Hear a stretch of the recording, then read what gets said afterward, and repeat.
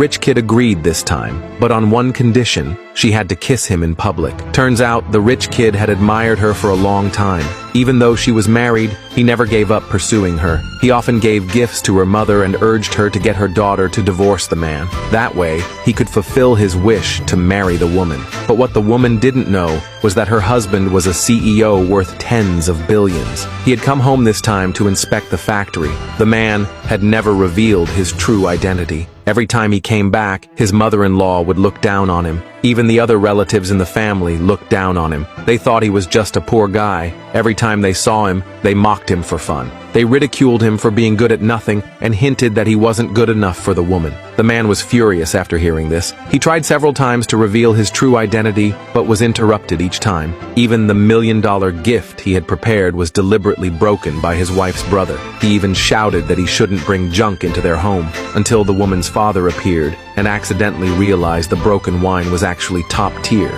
Only then did he realize the man was no ordinary person. He asked where he had gotten. The man said he had bought it himself, but the wife didn't believe him. She thought her husband clearly didn't have a cent. How could he afford such expensive wine? So she told him to be honest. The man had no choice but to explain that someone had gifted it to him. As soon as he said that, the whole family mocked him again. But even so, his wife didn't look down on him one bit. She even asked around to help him find a job. She thought it'd be nice if they worked at the same factory so they could look after each other. But she didn't expect that the rich kid wouldn't let things go. He kept making trouble for her husband. He even made such an unreasonable demand. The woman flatly refused him. She also told her husband to leave immediately. She said she would quit too. She'd hand in her resignation soon. Hearing this, the rich kid panicked. No matter how he tried to persuade her to stay, her mind was made up. She took her husband and prepared to leave. But unexpectedly, the rich kid blocked their way. He said this wasn't over. The man had to pay for what he just did.